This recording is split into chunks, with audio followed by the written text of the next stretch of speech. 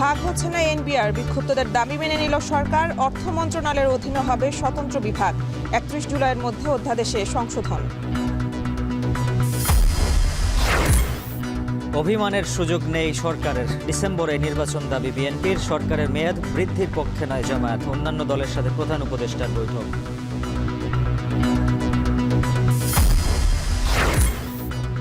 সংস্কার নিয়ে 33 দলের বৈঠকেও আসেনি সমঝোতা। দ্বিমতের বিষয়গুলোর শিগগিরই জনসম্মুখে প্রকাশ করবে ঐকমত্য কমিশন। জুলাই হত্যাকাণ্ডের বিচার শুরু। চানখারপুলে আনাস সহ 6 হত্যা মামলার আনুষ্ঠানিক অভিযোগ দাখিল। পলাতক 4 পুলিশ কর্মকর্তার বিরুদ্ধে গ্রেফতারি পরোয়ানা।